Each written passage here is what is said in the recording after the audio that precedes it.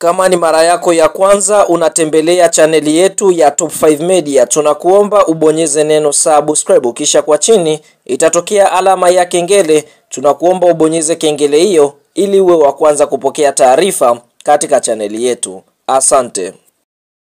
Yes bwana, mchezo mkubwa wa ligi ya mabingwa barani Afrika, mechi ya mzunguko wa pili kundi D ambao ulikuwa ukisubiriwa na wadau wengi wa soka nchini Tanzania, nchini Mali. Siku ya leo ni mtanange ambao unakwenda kuikutanisha klabu ya soka ya Stade Malien, wenyeji kutokea katika nchi ya Mali, ambapo Stade Malien wanakwenda kumenyana na wenyeji kutokea katika nchi ya Tanzania, yani ukanda wa Afrika ya Mashariki. Hapa tukienda kuongelea klabu kubwa Simba Sports Club. Fahamu kuelekea katika mchezo huu, tunaona vilabu vyote vinahitaji alama tatu, kwa sababu Stade Malien wakipata alama tatu basi moja kwa moja watakwenda kuongoza hili kundi D, lakini Simba wakipata alama tatu moja kwa moja watakwenda kukamata nafasi ya pili. Sasa fahamu kwa upande wa kikosi cha kwanza ambacho klabu ya soka ya Simba wameweza kufanikiwa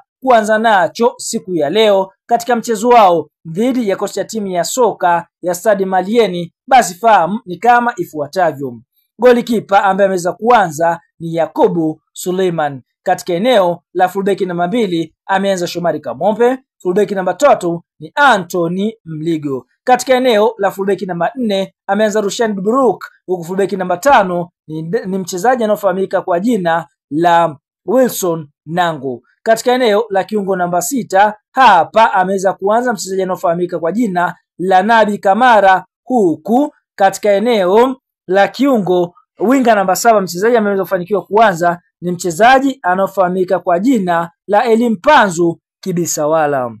Katika eneo la kiungo namba 8, kwa sababu Simba wanahitaji matokeo, basi wameweza kuanza na mchezaji anaofahamika kwa jina la Jean Charles Ahoua, huku katika eneo la mshambuliaji namba 9 klabu ya soka ya Simba Sports Club wameweza kuanza na Selemani Mwalimu. Katika eneo la kiungo namba 10 hapa klabu ya soka ya Simba Sports Club wameweza kuanza na Neo Maema, huku winga namba 11 klabu ya soka ya Simba wameweza kuanza na Elimpanzu. Lakini wachezaji wa akiba kuna Hussein Abeli, David Kameta Duchu, Shamu Karabua, Yusuf Kagoma, mchezaji afika kwa jina la Semfuko, bila kusahau Alassane Maudo Kante, Jonathan Soa, Steve Deze Mukwala na Morris Abraham. Hao ndio wachezaji wa akiba ambao wapo katika benchi la ufundi la klabu ya soka Simba, licha ya kocha cha kwanza kama tulivyokutajia, ambapo siku ya leo kocha ameweza kuanza na Steven Striker. Hapa tukienda kumongelea Selemani Mwalimu. Tuambie kwa kikosi hiki ambacho Simba ameweza kuanza nacho, je, unaiona Simba ienda kushinda magoli mangapi?